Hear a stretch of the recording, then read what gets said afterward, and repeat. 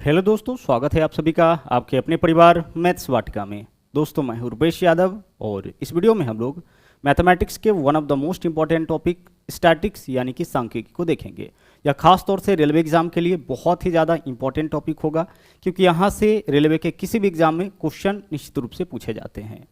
यहाँ पे जो आपको क्वेश्चन कराया जाएगा इस टॉपिक से रिलेटेड वह बिल्कुल अपडेटेड क्वेश्चन है। खास तौर से एनटीपीसी 2021 में जो क्वेश्चन आपका स्टैटिक टॉपिक से रिलेटेड पूछा गया है उसको आज के वीडियो में शामिल किया गया है।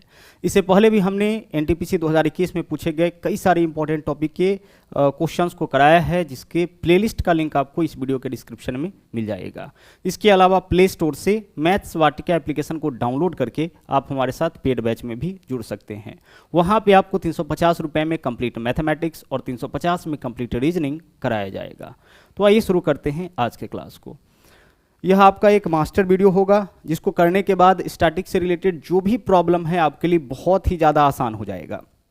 देखिएगा यहाँ पे हम लोग पढ़ने क्या क्या वाले हैं इस टॉपिक के अंदर। तो माध्य, माध्यिका, बहुलक, परिसर, प्रसरण, मानक विचलन और विचलन गुणांक, इन सारी चीज़ों को निकालना हम लोग इस वीडियो के अंदर सीखेंगे और साथ में इंपॉर्टेंट क्वेश्चन, अपडेटेड क्वेश्चन भी करेंगे। तो आइए शुरू करते हैं। सबसे पहले देख लीजिए, सबसे पहले हम लोग देखते हैं कि माध्य क्या होता है। अर्थमेटिक में आप लोग पढ़े थे एवरेज यानी कि औसत। जो आपका औसत होता है वही आपका माध्य होता है। जिस तरीके से हम लोग औसत निकालते हैं सेम उसी मेथड का उपयोग करके हम लोग माध्य निकालते हैं। तो माध्य निकालने का फॉर्मूला आपका होता है आंकड़ों का योग बट्टा आंकड़ों की संख्या। जैसे किसी दो संख्या का अगर माध्य निकालना होगा तो हम उन दोनों को जोड़ करके और 2 से भाग करेंगे। अगर 3 संख्याओं का माध्य निकालना होगा तो हम उन तीनों को जोड़ करके 3 से भाग करेंगे। अगर 10 संख्याओं का माध्य निकालना होगा तो 10 संख्या के योगफल में हमें क्या करना है, 10 से भाग करना है। यानी माध्य का मतलब क्या होता है, आंकड़ों का योग बट्टा आंकड़ों की संख्या। तो आइए सबसे पहले एक दो क्वेश्चन हम लोग कर लेते हैं, ताकि यह कॉन्सेप्ट जो है आपका क्लियर हो जाए पूरी तरह से। तो पहला क्वेश्चन देखिएगा यहाँ पे क्या है। इस क्वेश्चन में देखिए क्या दे रखा है, बोला है यदि k 2k + 1, 2k + 5, 2k + 9 का माध्य 30 है तो k का मान क्या होगा। देखिए इस क्वेश्चन में आपका माध्य दे रखा है, तो चाहे तो माध्य आपको निकालना हो या फिर माध्य दे रखा हो, दोनों के लिए फॉर्मूला हम लोग वही यूज करते हैं। माध्य निकालने का क्या फॉर्मूला है, आंकड़ों का योग बट्टा आंकड़ों की संख्या। तो उसी फॉर्मूला का उपयोग करिए। देखिए यहाँ पे आंकड़ों का संख्या कितना है, देखिए एक तो k हो गया, उसके बाद 2k + 1 है, उसके बाद 2k + 5 है, उसके बाद 2k + 9 है। यानी 1 2 3 4 4 संख्या है। तो हम क्या करेंगे, इन चारों को जोड़ करके और भाग करेंगे 4 से, माध्य हमारा निकल जाएगा। बराबर में जो माध्य देख रखा है उसको रखेंगे, यहां से k का वैल्यू निकल जाएगा। तो आइए कैलकुलेशन करते हैं। हम सबसे पहले इन चारों को जोड़ते हैं। तो वेरिएबल है तो वेरिएबल को पहले जोड़िए। k में 2k जोड़िए, 3k, 3k + 2k, 5k, 5k + 2k कितना हो जाएगा, 7k। तो वेरिएबल का योगफल कितना आया, 7k, प्लस नंबर्स को जोड़िए। इसमें नंबर नहीं है, यहाँ पे नंबर है 1 और 5 6 और 9 15। तो 7k + 15 क्या है, इन आंकड़ों का योग है। और बट्टा में क्या लिखेंगे, आंकड़ों की संख्या। तो आंकड़ों का संख्या कितना है, 4। यही तो फॉर्मूला हमने आपको बताया ना अभी, कि माध्य निकालने का फॉर्मूला क्या होता है, आंकड़ों का योग बट्टा आंकड़ों की संख्या। तो यहाँ पे 4 संख्या दिया गया है, हम क्या करेंगे, उन चारों को जोड़ेंगे। तो जब आप इन चारों को जोड़िएगा तो क्या वैल्यू आएगा, 7k + 15। अब इसमें हम कितना से भाग करेंगे, 4 से भाग करेंगे, तभी तो माध्य निकलेगा। जबकि माध्य कितना दे रखा है, माध्य आपका दे रखा है 30, तो बराबर में हम लिखेंगे 30। यह तो आपका माध्य ही निकला है, और यह क्या दे रखा है, इसका माध्य। तो दोनों एक ही चीज है, इसलिए आपस में बराबर होगा। अब इसको सोल्व करिए, क्रॉस मल्टीप्लाई करेंगे तो 4 × 30 120 हो जाएगा। तो 7k + 15 का वैल्यू आपका कितना होगा, 120 होगा। यहाँ से कैलकुलेशन समझ में आ रहा होगा। 15 इधर प्लस में इधर जाएगा तो माइनस होगा। तो 7k का वैल्यू कितना होगा आपका, 120 में से 15 माइनस करिए, 105 हो जाएगा। 7 इधर गुना में है, उस तरफ लेकर के जाएंगे तो भाग में, 15 × 105, इधर k बचा है और इधर आपका 15। तो k का वैल्यू ही हम लोगों से पूछा गया था, क्या आंसर हो जाएगा, हमारा आंसर हो जाएगा 15। तो अगर कॉन्सेप्ट आपका क्लियर है तो क्वेश्चन कितना भी घुमा करके पूछा जाएगा उसका जवाब आप बहुत ही आसानी से दे सकते हैं। तो अगर कभी भी आपसे माध्य निकालने के लिए बोला जाए या क्वेश्चन में माध्य दे करके और k या p का वैल्यू पूछा जाए तो आपको फॉर्मूला वही ध्यान में रखना है, आंकड़ों का योग बट्टा आंकड़ों की संख्या। बाकी कैलकुलेशन आप जितना फास्ट कर पाइएगा उतना जल्दी आप अपना आंसर निकाल सकते हैं। देखिएगा माध्य से रिलेटेड आपका एक क्वेश्चन इस तरीके से भी पूछा जाता है, ध्यान से समझिएगा क्वेश्चन क्या है। पहले इसके कॉन्सेप्ट को अच्छी तरह से सुनिएगा और इसका नोट्स भी आप जरूर बना लीजिएगा, क्योंकि बहुत इंपॉर्टेंट कॉन्सेप्ट अभी हम आपको बताने वाले हैं। जैसे जब भी हमें माध्य निकालना होता है तो आंकड़ों का संख्या जो है 2, 3, 4, 5, 6 इस तरह से दिया जाता है, पूरा सीरीज दिया जाता है, ठीक है, संख्याओं का एक समूह दिया जाता है। तो ध्यान से सुनिएगा कि किसी भी श्रृंखला के प्रत्येक पदों के साथ जो परिवर्तन होगा वही परिवर्तन उसके माध्य में भी होगा। किसी भी श्रृंखला के किसी भी सीरीज के प्रत्येक पदों में जो परिवर्तन होगा वही परिवर्तन उसके माध्य में भी होगा। जैसे मान लीजिए कि अगर आपसे कहा जाए कि चलिए एक संख्या 3 है और एक 5 है, आप बताइए कि इसका माध्य क्या होगा। तो आप क्या करिएगा, इस दोनों को जोड़ करके 2 से भाग, तो 3 और 5 8, 8/2 कितना हो जाएगा, माध्य आपका हो जाएगा 4। अब अगर हम आपसे कहें कि प्रत्येक में अगर 3 से गुना कर दिया जाए तो 3 तिया कितना हो जाएगा 9 और 5 तिया कितना हो जाएगा 15। हमने क्या किया, प्रत्येक संख्या में 3 से गुना कर लिया। तो प्रत्येक संख्या में 3 से गुना करने के बाद अब संख्या यह प्राप्त हुआ। अब इसका माध्य निकालिए, 9 और 15 कितना हो जाएगा 24, और 2 संख्या का माध्य है तो 24/2 कितना हो जाएगा आपका 12। यानी कि माध्य पहले 4 था और अब माध्य कितना हो गया 12, यानी तिगुना हुआ। तिगुना क्यों हुआ, क्योंकि प्रत्येक पदों में हमने 3 से गुना किया। तो कहने का यह मतलब है कि किसी भी श्रृंखला के प्रत्येक पदों के साथ जो परिवर्तन होगा वही परिवर्तन उसके माध्य में भी होगा। प्रत्येक में 2 से गुना करेंगे माध्य भी 2 गुना हो जाएगा, प्रत्येक में 2 से भाग करेंगे माध्य में भी 2 से भाग हो जाएगा, प्रत्येक में 10 से गुना करेंगे माध्य में भी 10 से गुना हो जाएगा। तो यहां पे क्या है, क्वेश्चन देखिएगा, बोला गया है कि यदि श्रृंखला x1, x2, x3 और xn का अंक गणितीय माध्य 1 है। अभी माध्य कितना दे रखा है, माध्य आपका 1 दे रखा है, ठीक है। अब क्या बोला है हम लोगों से, x1/k, x2/k, x3/k इस सीरीज के प्रत्येक पदों में कितना से भाग किया, k से भाग किया। और तब पूछा है कि अब माध्य क्या होगा, तो इस श्रृंखला के प्रत्येक पदों में k से भाग किया है तो माध्य में भी क्या हो जाएगा, k से भाग हो जाएगा। यानी कि हमारा जो माध्य होगा वह हो जाएगा अब 1/k, क्योंकि किसी भी श्रृंखला के प्रत्येक पदों के साथ जो परिवर्तन होगा वही परिवर्तन उसके माध्य में भी होगा। यहाँ पे देखिए x1, x2, x3, xn इसका माध्य 1 था ना, अब प्रत्येक में k से भाग किया है, प्रत्येक पद में, इसी के प्रत्येक पद में k से भाग किया है तो माध्य में भी k से भाग हो जाएगा। तो पहले माध्य अगर 1 था तो अब माध्य क्या हो जाएगा, 1/k हो जाएगा। ओके, चलिए, तो माध्य को आप अच्छी तरह से समझ चुके हैं। माध्य निकालने के लिए हम लोग क्या मेथड यूज करेंगे, आंकड़ों का योग बट्टा आंकड़ों की संख्या। 2 क्वेश्चन हम लोग किए हैं और यह दोनों क्वेश्चन आपका 2 अलग अलग टाइप का था। अब चलते हैं हम लोग माध्यिका में। माध्य के बाद अब हम लोग चलते हैं माध्यिका में। इसको भी बहुत ही ध्यान से समझिएगा। माध्यिका का मतलब होता है जो बिल्कुल बीच में संख्या है। जैसे 3 संख्याओं का माध्यिका निकालना होगा। पहली चीज कि जब भी आपको माध्यिका निकालना होगा तो जो भी संख्या दिया जाए उसको या तो आरोही या फिर अवरोही क्रम, यानी कि या तो असेंडिंग या फिर डिसेंडिंग ऑर्डर में उसको सजाइए। अच्छा रहेगा कि आप उसको आरोही क्रम में ही सजा लीजिए। अब आरोही क्रम में सजाने के बाद, यानी संख्याओं को आपको आरोही क्रम में पहले सजाना है और आरोही क्रम में सजाने के बाद जो संख्या बिल्कुल बीच में आएगा वही माध्यिका होगा। ठीक है, ध्यान से सुनिएगा। माध्यिका आपको अलग से निकालने की जरूरत नहीं है। माध्यिका कौन होगा, संख्याओं को आरोही क्रम में सजाने के बाद जो संख्या बिल्कुल बीच में आएगा वही क्या होगा, वही आपका माध्यिका होगा, वही आपका मीडियन होगा। अब आइए इससे रिलेटेड हम लोग क्वेश्चन कर लेते हैं। यहां पे देखिएगा, यहाँ पे जो संख्या दिया गया है ना उसको आप सजा लीजिए आरोही क्रम में। यह आपका तीसरा क्वेश्चन है। 2 क्वेश्चन हम लोग ऑलरेडी कर चुके हैं। आरोही क्रम में सजाइए। आरोही क्रम का मतलब होता है बढ़ते क्रम। बढ़ते क्रम में छोटी संख्या पहले लिखते हैं, उसके बाद उससे बड़ी, उसके बाद उससे बड़ी और अंत में सबसे बड़ी। तो इस पूरे सीरीज में देखिए सबसे छोटा संख्या क्या है, 3 है, तो सबसे पहले हम 3 लिखेंगे। चलिए इसको लिख दिए। उसके बाद क्या है, 4 है। 4 कितनी बार आया है, 2 बार, तो 4 लिखे। फिर से हम 4 लिखे। चलिए 4 लिख लिए। अब 4 के बाद क्या है, 5। 5 कितनी बार है, 5 सिर्फ 1 बार है, तो 5 लिखे। इसके अलावा क्या है आपका, 5 के बाद 6 है और फिर 7 3 बार। 5 के बाद 6, उसके बाद 7 कितनी बार है, 7 आपका यहाँ पे ना 3 बार है। और उसके बाद क्या है आपका, 7 आपका 3 बार लिख चुके हैं। उसके बाद 12 है। यहाँ पे जब संख्या को देखिएगा तो देख के ही आपका स्पष्ट हो जाएगा कि इसका माध्यिका क्या होगा।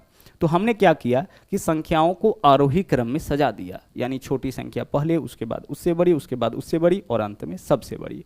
अब संख्याओं को आरोही क्रम में सजाने के बाद जो संख्या बिल्कुल बीच में आया होगा, अब देखिए बीच में कौन संख्या होगा, 1 2 3 4 5 6 7 8 9 संख्या है। तो बीच वाला जो संख्या होगा वह आपका 5वां संख्या होगा। 4 संख्या आप लेफ्ट से हटाइए और 4 संख्या आप राइट से हटाइएगा तो बीच में कौन संख्या बचेगा, आपका 5वां संख्या। तो 5वां संख्या कौन है, 5वां संख्या आपका 6, यानी कि इन आंकड़ों का जो माध्यिका होगा वह आपका हो जाएगा 6। फिर से समझिएगा, संख्याओं को क्या किया गया है, आरोही क्रम में सजाया गया है। और आरोही क्रम में सजाने के बाद जो संख्या बिल्कुल बीच में आएगा वही संख्या आपका माध्यिका हो जाएगा। तो अगर आपसे कहा जाए कि 3 संख्या के बीच में कौन आएगा, तो दूसरा संख्या। 5 संख्या के बीच में क्या आएगा, तीसरा संख्या। 7 संख्या के बीच में क्या आएगा, चौथा संख्या आएगा। लेकिन ध्यान से समझिएगा, कभी कभी क्या होता है कि अभी क्या है, आपका आंकड़ों का संख्या ऑड है, विषम है, यानी कि यहाँ पे देखिए कितना है आंकड़ों का संख्या, आंकड़ों का संख्या 9 है, तो यहाँ पे जो है 5वां संख्या आपका माध्य हो गया, माध्यिका हो गया। लेकिन कभी कभी क्या होता है, आंकड़ों का संख्या आपका इवन दे देता है। इवन मतलब इस कॉन्सेप्ट को समझिए, जैसे देखिए अगर हम आपसे कहे कि 3, 5 और 9, इसका बताइए माध्यिका क्या होगा, तो इसका माध्यिका आपका हो जाएगा 5, जो बिल्कुल बीच में संख्या आएगा। लेकिन अगर हम आपसे यह कहे कि 3, 5, 9, 11, अब इसका माध्यिका क्या होगा, तो अब बीच वाला संख्या देखिए कौन है, बीच वाला संख्या कौन होगा सर, इस बार तो बीच में 2-2 संख्या हो जाएगा। बीच में 2-2 संख्या कब आएगा, जब आंकड़ों का संख्या इवन होता है, इवन यानी कि सम। जब आंकड़ों का संख्या 4 होगा, 6 होगा, 8 होगा, 10 होगा, 12 होगा, उस केस में ना बीच में 2-2 संख्या आ जाता है। तो जब बीच में 2 संख्या जाए उस केस में क्या करना है कि इन दोनों को जोड़ करके 2 से भाग करना है। मतलब अब इन दोनों के जो बीच वाला होगा वह माध्यिका होगा। तो इन दोनों को जोड़ करके 2 से भाग करिए, 5 और 9 14, 14/2 कितना हो जाएगा, 7, यानी इन आंकड़ों का माध्य आपका हो जाएगा 7। और एक एग्जांपल यहां पे देख लेते हैं, यहां पे तो है ही, इस क्वेश्चन से ही समझ लेते हैं। यहां देखिएगा जो संख्या दिया गया है, सबसे पहले इसको आप सजा लीजिए, यह आपका चौथा क्वेश्चन है ना, इसको आप सजा लीजिए आरोही क्रम में। आरोही क्रम में क्या करते हैं, सबसे पहले छोटा संख्या, तो सबसे छोटा संख्या क्या है इसमें, 22 है, तो सबसे पहले हम लिखेंगे 22। अब 22 के बाद इससे बड़ी संख्या क्या है, 22 के बाद देख लीजिए, 22 के बाद सीधे 34 है ना, 22 के बाद क्या लिखेंगे हम, 34, उसके बाद 39, तो 22 के बाद हम लिखे 34 और 34 के बाद हम लिखे हैं 39। ठीक है, चलिए 39 के बाद देखिए अब क्या लिखेंगे, 39 से बड़ा संख्या क्या है आपका, 45 है, उसके बाद 54 है, 45 है और 54 2 बार है, 45, इसके बाद फिर 54 और फिर से एक बार 54। ठीक है, 54 कितना बार है, 54 आपका 2 बार हो गया। 54 के बाद आगे क्या है, आगे है आपका 56, 68, 78, 56, इसके बाद 56 के बाद क्या है आपका, 56 के बाद है आपका 68, 78, 68, 78 और 84, यही है ना आंकड़ा। 54 के बाद क्या था आपका, 54 के बाद 56, उसके बाद 68, उसके बाद 78 और 84। अब देखिएगा यहाँ पे आंकड़ों का संख्या कितना है, 1, 2, 3, 4, 5, 6, 7, 8, 9, 10। आंकड़ों का संख्या इस बार 10 है। तो आंकड़ों का संख्या 10 है, तो हम माध्यिका कैसे इस बार निकालेंगे, तो सबसे पहले देखिए 4 संख्या आप हटा लीजिए लेफ्ट से, 4 हम लेफ्ट से हटा लिए, और 4 संख्या आप हटा लीजिए राइट से। ठीक है, 1 और 3 इधर, 4 संख्या हटा लिए। बीच में कितना संख्या इस बार, बीच में 2 संख्या। बीच में 2 संख्या कब बचता है, बीच में 2 संख्या आपका तब बचता है जब आंकड़ों का संख्या इवन होता है। अब बीच में 2 संख्या बचा है, तो हम क्या करेंगे, इस दोनों को जोड़ करके 2 से भाग करेंगे। ठीक है, हम क्या करेंगे, इस दोनों को जोड़ करके 2 से भाग, तो 54 + 54 बट्टा कितना होगा, बट्टा 2 हो जाएगा। 54 और 54 108, 108/2 करेंगे कितना हो जाएगा आपका, 108/2 करेंगे, यह तो आपका फिर से 54 ही हो जाएगा ना। तो आंसर हमारा इस क्वेश्चन का हो जाएगा 54। ठीक है, क्या होगा हमारा आंसर, आंसर हमारा हो जाएगा 54 ही होगा। देख लीजिए माध्यिका क्या होता है, संख्याओं को आरोही अवरोही क्रम में सजाने के बाद जो संख्या बिल्कुल बीच में आता है वही माध्यिका होता है। अगर बीच में 2 संख्या आ जाए तो फिर हम क्या करेंगे, उन दोनों को जोड़ करके और भाग करेंगे 2 से। एक क्वेश्चन और कर लेते हैं। ठीक है, चलिए यहाँ पे देखिएगा नंबर 5 क्वेश्चन बोला है, दिए गए आंकड़ों को आरोही क्रम में व्यवस्थित किया गया है और इसकी माध्यिका 17 है। माध्यिका क्वेश्चन में दे रखा है, माध्यिका कितना दे रखा है, 17। x का मान ज्ञात करना है। यहाँ जो आंकड़ा दिया गया है वो ऑलरेडी आरोही क्रम में सजाया गया है। तो जब भी आपसे क्वेश्चन में x का, p का, इन सब का वैल्यू पूछेगा तो जो आंकड़ा दिया जाएगा वह पक्का आरोही या अवरोही क्रम में सजाया गया होगा, क्योंकि x + 2 से आप तो संख्या का वैल्यू नहीं पता चलता है, और संख्या का वैल्यू नहीं पता चलता है तो आप उसको आरोही या अवरोही क्रम में नहीं सजा पाइएगा। तो ऑलरेडी क्या करेगा कि या तो संख्या को आरोही या फिर अवरोही क्रम में सजा करके देगा। अब आपको क्या बोला है, यहाँ पे माध्यिका दे रखा है और निकालना क्या है, x का वैल्यू। तो देखिए आंकड़ा कितना है, 1, 2, 3, 4, 5, 6, 7, 8, 9, 10। 10 संख्या है।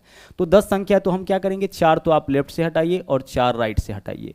बीच में यह दोनों बचा है, हम क्या करेंगे, इस दोनों को जोड़ करके 2 से भाग, तो x + 2/2 यही माध्यिका होगा। जब बीच में दो संख्या बचे तो दोनों को जोड़ करके 2 से भाग। जबकि क्वेश्चन में माध्यिका कितना दे रखा है 17, तो बराबर में लिखेंगे 17। इसको सोल्व करके हम लोग x का वैल्यू निकालेंगे। x और x कितना हो जाएगा 2x प्लस कितना प्लस 2 बराबर 2 से 17 में गुना करेंगे, क्रॉस मल्टीप्लाई होगा 34, प्लस का 2 इधर आके 34 में से घटेगा कितना 32, तो 2x का वैल्यू आपका 32 हो गया। तो यहाँ से x का वैल्यू क्या हो जाएगा 16 दूना 32, तो x का वैल्यू आपका 16 हो जाएगा। यानी विकल्प ए जो है वह आपका इस क्वेश्चन का सही आंसर हो जाएगा। ठीक है, चलिए, तो माध्य आप समझ चुके हैं, माध्यिका आप समझ चुके हैं। अब हम लोग चलते हैं बहुलक में।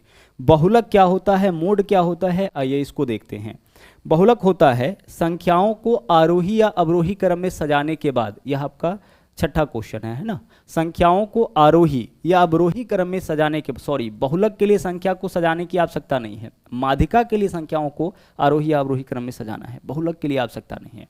बहुलक कौन सी संख्या होगी, जिस संख्या का पुनरावृत्ति सबसे ज्यादा बार होगा, यानी इन आंकड़ों में जो संख्या सबसे ज्यादा बार आया होगा वही बहुलक हो जाएगा। तो देखिए इसमें सबसे ज्यादा बार कौन आया है, देखने से लगता है कि सबसे ज्यादा बार यहाँ पे आपका ना 14 आया है। देखिए तो जरा सा, यहाँ पे 14 है, इसके अलावा यहाँ भी 14 है, इसके अलावा नहीं, 14 तो 2 बार ही आया है, 13 भी 2 बार आया है, 15 देखिए सबसे ज्यादा बार कौन है 15, 1 2 3, 15 कितना बार आया है 3 बार आया है, 14 कितना बार 2 बार आया है, 13 कितना बार 2 बार आया है। यानी इन आंकड़ों में सबसे ज्यादा पुनरावृत्ति किसका हुआ है 15 का, यानी इन आंकड़ों का बहुलक क्या हो जाएगा 15 हो जाएगा। जो सबसे ज्यादा बार आएगा वही बहुलक होता है, सिंपल सा कॉन्सेप्ट है। ठीक है, जो सबसे ज्यादा बार आएगा वह क्या होगा, वही आपका बहुलक हो जाएगा। तो यहाँ पे हम लोग देख लीजिए, माध्य समझ चुके हैं, माध्यिका समझ चुके हैं, बहुलक समझ चुके हैं। ठीक है, अब आगे देखिए क्या है, परिसर या परास, इसको 2 नामों से जाना जाता है, परिसर बोले या परास बोले या फिर रेंज बोले, सब आपका एक ही चीज होता है। ठीक है, इसका मतलब होता है मैक्सिमम माइनस मिनिमम, यानी सबसे बड़ी संख्या में से, आंकड़ों में से सबसे बड़ी संख्या को छांटना है और उसमें से सबसे छोटी संख्या को घटा लेना है, यही क्या होता है, यही आपका होता है परिसर। सबसे बड़ी संख्या माइनस सबसे छोटी संख्या। ठीक है, चलिए, तो परिसर हम लोग निकालेंगे ही, लेकिन अगला जो कॉन्सेप्ट है वह क्या है, ध्यान से देखिएगा। मोड यानी कि बहुलक बराबर होता है 3 गुने माध्यिका माइनस 2 गुने माध्य। आप माध्य समझ चुके हैं, माध्यिका समझ चुके हैं, बहुलक समझ चुके हैं। तो माध्य, माध्यिका और बहुलक में एक रिलेशन होता है और उस रिलेशन पर आधारित भी क्वेश्चन बहुत ही ज्यादा पूछा जाता है। वह रिलेशन क्या होता है कि बहुलक बराबर 3 गुने माध्यिका माइनस 2 गुने माध्य होता है। अब ऐसे क्वेश्चन में क्या करेगा कि बहुलक, माध्य और माध्यिका में से कोई 2 दे करके तीसरा का वैल्यू आपसे पूछेगा। जब आंकड़ा देकर के आपसे माध्य, माध्यिका या बहुलक पूछा जाता है तो आप बड़े आसानी से निकाल सकते हैं। लेकिन क्वेश्चन में क्या होगा कि माध्य, माध्यिका और बहुलक में से कोई 2 दे करके तीसरा का वैल्यू आपसे पूछ देगा। उस केस में हम लोग इसी फॉर्मूला का उपयोग करेंगे जो आगे क्वेश्चन हम लोग देख लेते हैं, इसके ऊपर आधारित। यहां पे देखिएगा 6 क्वेश्चन हो चुका है, 7वां क्वेश्चन देखिएगा यहां पे क्या है। यहां बोला है यदि माध्यिका और माध्य 36 और 35, माध्यिका कितना है, माध्यिका आपका 36 है और माध्य कितना है 35, पूछा क्या है बहुलक। तो हमने आपको अभी क्या बताया कि बहुलक बराबर यानी कि मोड बराबर, बहुलक बराबर क्या होता है, बहुलक बराबर होता है 3 गुना माध्यिका। ठीक है, बहुलक बराबर होता है आपका 3 गुने माध्यिका माइनस 2 गुने माध्य होता है। इस फॉर्मूला को आपको ध्यान रखना पड़ेगा, बहुत ही इंपॉर्टेंट फॉर्मूला है। इसको याद आप कैसे रखिएगा, तो कन्फ्यूजन इस फॉर्मूला में देखिएगा कहाँ होता है। बहुलक तो आपको याद ही रहेगा, यहाँ पे कन्फ्यूजन हो जाता है कि 3 किसके साथ होगा। तो देखिए माध्यिका लिखने में बड़ा है और माध्य छोटा है, तो बड़का के साथ बड़ा वैल्यू और छोटका के साथ छोटा वैल्यू, यानी माध्यिका के साथ 3 और बहुलक, माध्यिका के साथ 3 और माध्य के साथ क्या रहेगा 2 रहेगा। तो इस क्वेश्चन में हमें क्या निकालना है, बहुलक निकालना है। किसके मदद से, माध्य और माध्यिका के मदद से। तो हम क्या लिखेंगे, बहुलक बराबर 3 गुने माध्यिका। तो माध्यिका कितना है, बोला है माध्यिका और माध्य 36 और 35, यानी माध्यिका 36, तो हम लिखेंगे 3 गुने 36 माइनस 2 गुने माध्य, माध्य कितना है, माध्य है आपका 35। बस इसको सोल्व करिए, बहुलक आपका निकल जाएगा। बहुलक बराबर 3 गुने माध्यिका माइनस 2 गुने माध्य, 36 गुना 3 कितना हो जाएगा 108 हो जाएगा, माइनस 35 दूना 70, 108 में से 70 हटा लीजिए, कितना हो जाएगा आपका 38। यही आपका इस क्वेश्चन का आंसर हो जाएगा। कोई ज़रूरी नहीं कि हर बार आपको यहाँ पे ना हर बार आपको बहुलक ही निकालना पड़ जाए। आपसे माध्यिका भी निकालने के लिए बोला जा सकता है और माध्य भी निकालने के लिए बोला जा सकता है। मान लीजिए कि इस क्वेश्चन में हमें बहुलक दे दिया होता, मान लीजिए बहुलक दे दिया 38, तो हम बहुलक की जगह क्या लिखेंगे, बहुलक लिखेंगे, बराबर माध्यिका हम लोगों से पूछ दिया गया तो हम क्या लिखेंगे, 3 गुने माध्यिका, तो माध्यिका हम मान लेंगे x, तो 3x हो जाएगा, माइनस 2 गुने माध्य, तो माध्य कितना है 35, तो 2 गुने 35 करेंगे और इसको सोल्व करके हम लोग किसका वैल्यू निकाल लेंगे, x का वैल्यू निकाल लेंगे, यही हमारा माध्यिका हो जाएगा। तो कहने का मतलब है कि कोई दो देकर के तीसरा आपसे पूछा जा सकता है। बहुलक माध्यिका देगा तो माध्य पूछेगा, माध्य बहुलक देगा तो माध्यिका पूछेगा, कोई दो देकर के तीसरा पूछा जाएगा। इस रिलेशन को ध्यान रखिएगा तो आंसर आप आसानी से निकाल सकते हैं। अब चलते हैं आगे, अगला क्वेश्चन देखिए। इस क्वेश्चन में हमें क्या बताना है, रेंज बताना है। रेंज का मतलब क्या होता है, रेंज का मतलब होता है परिसर, ठीक है। रेंज का मतलब क्या होता है, परिसर होता है या फिर परास, दोनों नाम से इसको जाना जाता है, ठीक है। रेंज निकालने के लिए क्या करते हैं कि इन आंकड़ों में देखिए सबसे बड़ा संख्या कौन है, तो सबसे बड़ा संख्या तो 9 ही दिख रहा है। देखिए 6 7 8 9 5 6 7 4 8 9 5 9, सबसे बड़ा संख्या 9 है। और सबसे छोटा संख्या देखिए 4 है। तो सबसे बड़ी संख्या में से सबसे छोटी संख्या घटा लीजिए, 9 में से 4 माइनस करिए, यही आपका आंसर हो जाएगा। बहुत ही ज़्यादा सिंपल है, कोई दिक्कत आपको इसमें नहीं होना चाहिए। रेंज क्या होता है, रेंज होता है सबसे बड़ी संख्या माइनस सबसे छोटी संख्या। ओके, चलिए अब चलते हैं हम लोग आगे। इसके बाद हम लोग चलते हैं, सबसे पहले यहाँ पे इन सब चीज़ों को तो देखेंगे ही, लेकिन एक क्वेश्चन हम लोग इसको कर लेते हैं विचरण गुणांक से। देखिए यहाँ से भी क्वेश्चन बहुत ज़्यादा पूछा जाता है। विचरण गुणांक, विचरण गुणांक निकालने के लिए आपको फॉर्मूला ध्यान रखना पड़ेगा। विचरण गुणांक क्या होता है, ठीक है। विचरण गुणांक यानी कॉफिशिएंट ऑफ वेरिएंस, विचरण गुणांक बराबर होता है मानक विचलन बट्टा माध्य गुने 100।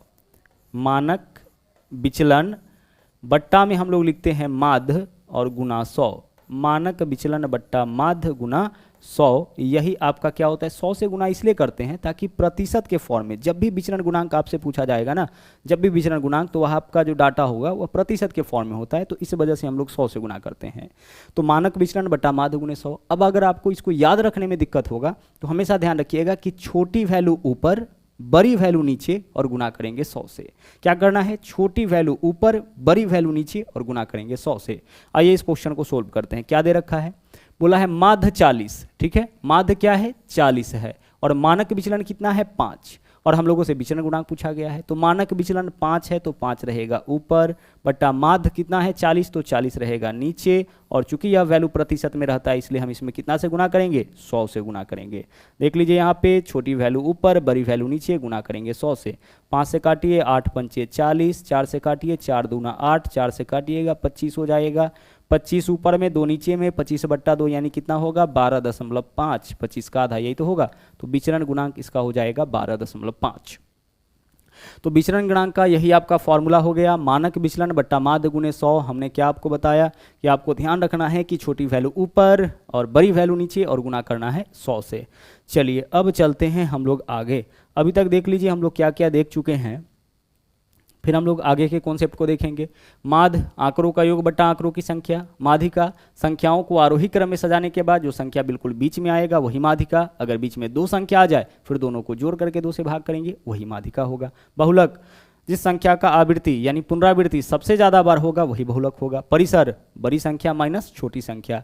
उसके अलावा इस रिलेशन पे भी क्वेश्चन पूछा जाता है, यह क्या है, बहुलक बराबर 3 गुने माध्यिका माइनस 2 गुने माध्य। आगे चलिए, विचरण गुणांक को भी हम लोग अच्छी तरह से देख लिए हैं। अब बारी है प्रसरण। इसको देखिए, प्रसरण बोला जाए, विचरण बोला जाए या विसरण बोला जाए, सब एक ही चीज होता है। अंग्रेजी में इसको क्या बोलते हैं, वेरिएंस बोलते हैं। और दूसरा है आपका मानक विचलन। अब क्वेश्चन में देखिए 2 तरीके से क्वेश्चन पूछा जाता है। एक कि मानक विचलन दे करके आपसे प्रसरण पूछा जाएगा, या प्रसरण दे करके आपसे मानक विचलन पूछा जाएगा, डायरेक्ट भी क्वेश्चन आता है, ठीक है। और दूसरा कि डाटा आपको दिया जाएगा, केवल डाटा दिया जाएगा और उस डाटा के आधार पे आपको प्रसरण मानक विचलन भी निकालना हो सकता है, प्रसरण निकालना हो सकता है या फिर मानक विचलन निकालना हो सकता है। तो कहने का यह मतलब है कि यह वाला देकर के भी इसका वैल्यू पूछता है, या फिर इसके मदद से इसका वैल्यू भी निकालने के लिए आपको बोला जा सकता है, या फिर डायरेक्ट आंकड़ा देकर के डायरेक्ट आपसे मानक विचलन निकालने के लिए बोला जा सकता है। तो दोनों चीज को समझेंगे। यहाँ पे देखिए, सबसे पहले हम लोग उस कॉन्सेप्ट पे आते हैं।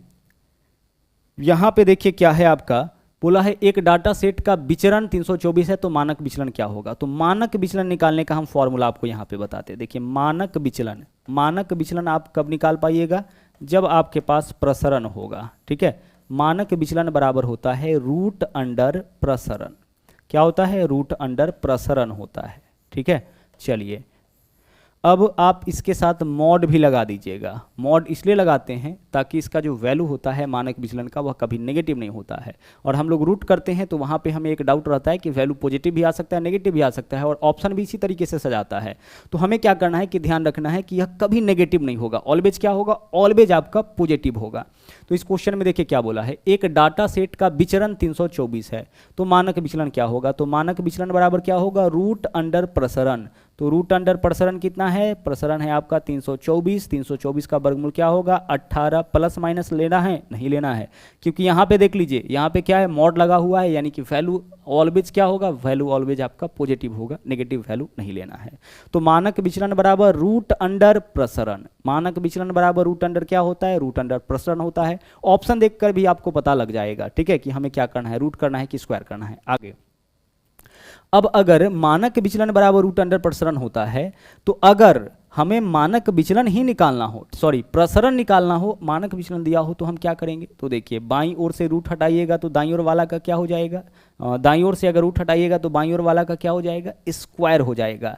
तो क्या हम प्रसरण बराबर मानक विचलन का स्क्वायर नहीं लिख सकते हैं? बिल्कुल लिखा जा सकता है, यही चीज तो है। मानक विचलन बराबर रूट अंडर प्रसरण, तो प्रसरण बराबर क्या लिख सकते हैं? मानक विचलन का स्क्वायर। तो इस चीज को भी आप ध्यान रखिएगा कि अगर मान लीजिए कि प्रसरण आपको निकालना पड़ जाए और क्वेश्चन में मानक विचलन ही दे रखा है, प्रसरण निकालना पड़ जाए और क्वेश्चन में क्या दिया है? मानक विचलन, तो आपको करना पड़ेगा मानक विचलन का स्क्वायर, ठीक है। सिंपल सा कॉन्सेप्ट है। मानक विचलन का आपको क्या करना है? मानक विचलन का आपको कर देना है स्क्वायर। डाटा देख करके भी, ऑप्शन देख करके भी आपका क्लियर हो जाएगा। देखिए बोला, यदि जनसंख्या का मानक विचलन 13 है, मानक विचलन कितना है? 13 है, तो विचरण क्या होगा? अच्छा, विचरण बोले प्रसरण बोले एक ही चीज है, इसमें टेंशन नहीं लेना है आपको। विचरण बोले, विसरण बोले या प्रसरण बोले, सब एक ही चीज है, ठीक है। तो विचलन निकालना, यहाँ विचरण निकालना है यानी कि प्रसरण निकालना है, और प्रसरण क्या होता है? मानक विचलन का स्क्वायर। तो मानक विचलन है 13, तो 13 का हम करेंगे स्क्वायर। 13 का स्क्वायर कितना हो जाएगा? 169। तो आपका आंसर इस क्वेश्चन का ना विकल्प डी 169 हो जाएगा। फॉर्मूला है, लेकिन ऐसा फॉर्मूला है जो आपको ध्यान रहेगा। हमें निकालना है मानक विचरण यानी विसरण, कहने का मतलब प्रसरण, तो मानक विचलन का हम क्या करेंगे? स्क्वायर करेंगे। और अगर मानक विचलन निकालना होगा तो हम क्या करेंगे? रूट अंडर प्रसरण करेंगे। प्रसरण देकर के मानक विचलन पूछे तो हम प्रसरण का अंडर रूट करेंगे, और अगर मानक विचलन देकर के प्रसरण पूछे तो मानक विचलन का स्क्वायर करेंगे। मानक विचलन का स्क्वायर प्रसरण, प्रसरण का अंडर रूट मानक विचलन, ठीक है। चलिए, तो यह तो हो गया आपका डायरेक्ट। अब देखिए, अगर डाटा दे करके, ठीक है, क्वेश्चन में क्या करें? डाटा दे करके और तब आपसे प्रसरण पूछे, तो प्रसरण निकालने का देखिए तरीका क्या होगा, ध्यान से समझिएगा। प्रसरण निकालने का यहाँ पे हम आपको तरीका बता रहे हैं। बोला है निम्नलिखित आंकड़ों से प्रसरण की गणना करिए। प्रसरण निकालने के लिए सबसे पहले आपको निकालना पड़ेगा माध्य। क्या निकालना पड़ेगा? माध्य। और माध्य बराबर क्या होता है? आंकड़ों का योग बट्टा आंकड़ों की संख्या। तो आंकड़ों का योग 3 और 6 9, 5 14, 2 16 और 4 20। आंकड़ों का योग 20 बट्टा आंकड़ों की संख्या कितना है? 1 2 3 4 5। 20 बट्टा 5 कितना हो जाएगा? 4। तो सबसे पहले आपको निकाल लेना है माध्य, जो कि बहुत ही ज़्यादा सिंपल है। आंकड़ों का योग बट्टा आंकड़ों की संख्या, 3 6 9 5 14 2 16 4 20। 20 बट्टा 5 4 हो जाएगा। अब क्या करना है? अब जो स्टेप है उसको बहुत ही ध्यान से समझिएगा, बहुत ही ज़्यादा ध्यान से समझिएगा। हम यहाँ पे आपको ट्रिक बता रहे हैं कि डायरेक्ट आप प्रसरण कैसे निकालिएगा। देखिए, करना यह है कि माध्य में से प्रत्येक संख्या को बारी बारी से घटाना है और उसका करना है स्क्वायर। तो 4 में से 3 माइनस करेंगे 1, 1 का स्क्वायर क्या होगा? 1। आगे देखिए, प्लस करते जाइए। फिर 4 में से 6 घटाइए 2, 2 का स्क्वायर कितना हो जाएगा? 4। देखिए, 4 में से 6 घटाइएगा -2 होगा, और -2 का भी स्क्वायर करिएगा +4 आएगा, ठीक है। नेगेटिव संख्या का भी स्क्वायर करेंगे पॉजिटिव आएगा, तो इस वजह से यहाँ पे आप पॉजिटिव में ही वैल्यू लिखते चलिएगा। 4 में से 5 माइनस करेंगे -1, -1 का स्क्वायर करेंगे +1 होगा। आगे देखिए, प्लस 4 में से 2 माइनस करेंगे 2, 2 का स्क्वायर हो जाएगा 4, प्लस 4 में से 4 माइनस करेंगे 0, 0 का स्क्वायर हो जाएगा 0। ठीक है, क्या करना है, माध्य निकालना है, और माध्य में से बारी बारी से सभी संख्याओं को घटाना है और उसका करना है स्क्वायर। तो 4 में से 3 माइनस करेंगे 1, 1 का स्क्वायर 1, 4 में से 6 माइनस करेंगे -2 का स्क्वायर 4, 4 में से 5 माइनस करेंगे -1 का स्क्वायर 1, 4 में से 2 माइनस करेंगे 2 का स्क्वायर 4, 4 में से 4 माइनस करेंगे 0 का स्क्वायर 0। और बट्टा कितने संख्याओं का यहाँ पे कैलकुलेशन आप किए हैं, 5, तो एक बार फिर से बट्टा में लिखिए 5, यही क्या होगा, यही आपका हो जाएगा प्रसरण। अभी बहुत सारा क्वेश्चन करेंगे जिससे यह कॉन्सेप्ट आपका पूरा तरह से क्लियर हो जाएगा।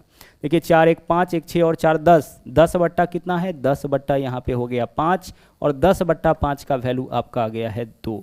तो आंसर हमारा इस क्वेश्चन का क्या होगा, आंसर हमारा 2 हो जाएगा। ठीक है, चलिए अब प्रसरण निकाल लिए हैं, अगर यहाँ पे मानक विचलन निकालने के लिए बोल दिया जाता तो क्या करते, प्रसरण निकाल चुके हैं रूट कर देते, यानी कि अगर प्रसरण 2 है तो मानक विचलन √2 हो जाएगा। ठीक है, यह रिलेशन हमने आपको बताया है कि मानक विचलन बराबर क्या होता है, √ प्रसरण होता है। आगे चलिए अगले क्वेश्चन में चलते हैं। यहाँ पे भी क्या है, प्रसरण निकालना है, वेरिएंस निकालना है। आइए प्रसरण निकालते हैं। क्या करना पड़ेगा, सबसे पहले माध्य निकालना पड़ेगा। तो माध्य निकालिए जरा सा, कैसे होगा, आंकड़ों का योग बट्टा आंकड़ों की संख्या। तो 6 और 7 13, 13 5 18, 18 9 27, 27 और 12 39, और 39 और 15 54, 54 बट्टा 1 2 3 4 5 6, 54 बट्टा 6 कितना हो जाएगा, 9। यह हो गया आपका माध्य। यह क्या निकला, यह आपका निकला माध्य, आंकड़ों का योग बट्टा आंकड़ों की संख्या। अब हम क्या करेंगे, हम माध्य में से बारी बारी से सभी संख्या को हटा के उसका स्क्वायर करेंगे। तो 9 में से 6 माइनस करिए 3, 3 का स्क्वायर हो जाएगा 9, 9 में से 7 माइनस करिए 2, 2 का स्क्वायर हो जाएगा 4, 9 में से 5 माइनस करिए 4, 4 का स्क्वायर हो जाएगा 16, 9 में से 9 माइनस करिए 0, 0 का स्क्वायर हो जाएगा 0, 9 में से 12 माइनस करिए -3 का स्क्वायर +9, और 9 में से 15 माइनस करेंगे -6 का स्क्वायर कितना होगा, +36, और आंकड़ों का संख्या कितना है, 9। तो बट्टा में क्या वैल्यू होगा, बट्टा में वैल्यू आपका 9 होगा। यही क्या हो जाएगा, यही आपका प्रसरण हो जाएगा। ठीक है, यही आपका क्या होगा, यही प्रसरण होगा। अब इसको सोल्व कर लीजिए, देखिए 9 4 13, और 13 और 16 कितना हो जाएगा, 13 16 29, 29 और 9 38, 38 और 36 72 और 2 74, 74 बट्टा 9 हो जाएगा। 74 बट्टा कितना होगा, यह आपका 74 बट्टा 9 हो जाएगा। एक बार कैलकुलेशन चेक करिएगा, 9 4 13, और 13 और 6 19, 19 और 9 28, 28 और 6 28 और 6 कितना हो जाएगा, 34, 4 हासिल 3, 3 और 3 6, 6 और 1 7, 74 हो रहा है ना। 74 बट्टा कितना, आंकड़ों का संख्या देखिए तो 3 और 3 6 ही है ना। रुक जाइएगा, यहाँ पे आंकड़ों का संख्या आपका 6 ही दे रखा है, हम यहाँ पे गलती से 9 लिख दिए थे। तो 74 बट्टा 6, अब इस वैल्यू को काटिए 2 से, ऊपर में क्या हो जाएगा 37, और नीचे में क्या हो जाएगा 3, तो 37 बट्टा 3, यही तो आपका आंसर होगा ना, 37 बट्टा 3, विकल्प बी जो है वो आपका इस क्वेश्चन का सही आंसर हो जाएगा। ठीक है, चलिए प्रसरण हम लोग को निकालना था, प्रसरण हम लोग निकाल लिए। स्टेप समझ में आ रहा है, क्या करना है, सबसे पहले माध्य निकालना है, और माध्य निकालने के बाद माध्य में से बारी बारी से सभी संख्याओं को घटाना है और उसका करना है स्क्वायर। फिर इन वैल्यूज को जोड़ करके जितना संख्या है, मतलब यहाँ जो वैल्यू आता है फिर से उसको हम लोग औसत ही निकालते हैं, यही हमारा हो जाता है प्रसरण। अगला क्वेश्चन देखिए, हमें क्या निकालना है, यहाँ पे हमें इस क्वेश्चन में निकालना है मानक विचलन। तो मानक विचलन निकालने के लिए क्या निकालना पड़ेगा, प्रसरण, क्योंकि प्रसरण अगर निकाल लिए तो मानक विचलन बराबर क्या होता है, √अंडर होता है प्रसरण। यही तो होता है, यही तो आपने अभी सीखा है, मानक विचलन बराबर √अंडर प्रसरण। ठीक है, तो हमें यहाँ पे भी निकालना पड़ेगा प्रसरण। प्रसरण निकालने का अभी हमने जस्ट 2 क्वेश्चन बताया। प्रसरण निकालने के लिए सबसे पहले आप निकालिए माध्य। तो देखिए 10 और 11 21, 21 और 9 30, और 30 और 20 50, 50 बट्टा 1 2 3 4 5 10 हो जाएगा। माध्य कितना हो जाएगा, माध्य हो जाएगा आपका 10। माध्य कैसे निकाले, आंकड़ों का योग बट्टा आंकड़ों की संख्या, इन सभी संख्याओं को जोड़ करके जितना संख्या उससे भाग। तो 10 और 11 21, 21 और 12 33, 33 और 9 32, 33 और 9 42 और 8 50, 50 में 5 से भाग करेंगे 10, माध्य निकल गया। अब क्या करेंगे, अब माध्य में से बारी बारी से सभी संख्याओं को घटाइए। तो 10 में से 10 माइनस करेंगे 0, 0 का स्क्वायर हो जाएगा 0, प्लस 10 में से 11 माइनस करिए -1 का स्क्वायर हो जाएगा 1, प्लस 10 में से 12 माइनस करिए -2 का स्क्वायर हो जाएगा +4, 10 में से 9 माइनस करेंगे 1 का स्क्वायर 1 होगा, 10 में से 8 माइनस करेंगे 2, 2 का स्क्वायर 4 हो जाएगा। देखिए 10 में से 10 माइनस, 10 में से 11 माइनस, 10 में से 12 माइनस, 10 में से 9 माइनस, 10 में से 8 माइनस, और बट्टा में कितना संख्या है यहाँ पे, देखिए 1 2 3 4 5, तो हम भाग करेंगे कितना से, 5 से। इससे क्या निकलेगा, इससे आपका निकलेगा प्रसरण। ठीक है, या तो आपका प्रसरण है। कैलकुलेट करिए, 4 1 5, 5 4 9 और 1 10, 10/5 कितना हो जाएगा, 10/5 यानी कि 2 हो जाएगा। तो 2 क्या आया है, 2 आया है आपका प्रसरण। ठीक है, प्रसरण 2 आया है तो मानक विचलन क्या हो जाएगा, रूट अंडर प्रसरण। प्रसरण आपने निकाला है 2, तो मानक विचलन रूट अंडर 2 हो जाए, रूट अंडर 2 हो जाएगा, यही तो होगा। मानक विचलन क्या होता है, रूट अंडर प्रसरण होता है। तो प्रसरण जैसे ही निकाले उसका रूट करिए, मानक विचलन आपका निकल जाएगा। ओके, चलिए एक क्वेश्चन पे और इसको हम लोग ट्राई करते हैं। यहाँ देखिएगा, यहाँ पे जो क्वेश्चन है आपका 2021 में, यह क्वेश्चन एनटीपीसी के एग्जाम में पूछा गया है। हमें क्या करना है, मानक विचलन की गणना करना है। तो हमें पहले क्या निकालना पड़ेगा, प्रसरण। प्रसरण निकालने के लिए भी हमें पहले निकालना पड़ता है माध्य। तो आइए माध्य निकालते हैं। आंकड़ों का योग बट्टा आंकड़ों की संख्या, 3 और 4 7, 5 12, 6 18 और 7 25, 25/3 और 2 5, 25/5 कितना हो जाएगा, 5। माध्य निकल गया। अब हम निकालेंगे प्रसरण। तो 5 में से 3 माइनस करिए 2, 2 का स्क्वायर 4 हो जाएगा। 5 में से 4 माइनस करिए 1, 1 का स्क्वायर 1 हो जाएगा। 5 में से 5 माइनस करिए 0, 0 का स्क्वायर 0 होगा। 5 में से 6 माइनस करिए -1, -1 का स्क्वायर 1 होगा। 5 में से 7 माइनस करिए -2 का स्क्वायर 4 होगा। और बट्टा में कितना संख्या है यहाँ पे, 5, तो बट्टा में 5। इससे क्या निकलेगा, इससे आपका प्रसरण निकलेगा। ठीक है, चलिए प्रसरण देखिए कितना हो जाएगा, 4 1 5, 1 6 4 10, 10/5। फिर से प्रसरण कितना हो गया आपका, फिर से आपका प्रसरण 2 हो गया। डाटा सेम ही है क्या, यहाँ पे देखिए जरा सा, नहीं डाटा तो अलग है। तो यहाँ पे प्रसरण हो गया आपका 2, तो प्रसरण 2 आया तो मानक विचलन क्या हो जाएगा, मानक विचलन आपका रूट अंडर प्रसरण। ठीक है, मानक विचलन क्या होता है सर, मानक विचलन बराबर होता है आपका रूट अंडर प्रसरण। ठीक है, रूट अंडर प्रसरण होता है। और जब भी रूट अंडर करिएगा तो मॉड लगा दीजिएगा, यानी कि आपको नेगेटिव नहीं लेना है। तो रूट अंडर कितना हो जाएगा आपका, 2। यही आपका इस क्वेश्चन का आंसर हो जाएगा। ठीक है, चलिए तो अगर आंकड़ा देकर के भी आपसे प्रसरण पूछे या मानक विचलन पूछे तो वह भी आपके लिए बहुत ही ज़्यादा सिंपल हो गया। बाकी देख लीजिए, यहाँ पे जो क्वेश्चन है इन क्वेश्चन को कर चुके थे। विचरण यानी प्रसरण देख करके मानक विचलन पूछा है, अंडर रूट कर देंगे। यहाँ पे क्या है, यहाँ पे मानक विचलन दे करके प्रसरण पूछा था तो हम स्क्वायर कर दिए, रिलेशन तो यही निकल रहा है। चलिए, तो यह पूरा आपका टॉपिक जो है वो आपका कंप्लीट हो चुका है। एक बार फिर से इन चीज़ों को हम लोग यहाँ पे रिविजन कर लेते हैं। देखिएगा, सबसे पहले हम लोग क्या देखे हैं, माध्य। माध्य क्या होता है, आंकड़ों का योग बट्टा आंकड़ों की संख्या। ठीक है, उसके बाद हम लोग क्या देखे हैं, माध्यिका। माध्यिका कैसे निकालेंगे, संख्याओं को आरोही या अवरोही क्रम में सजाने के बाद जो संख्या बिल्कुल बीच में आएगा वही माध्यिका।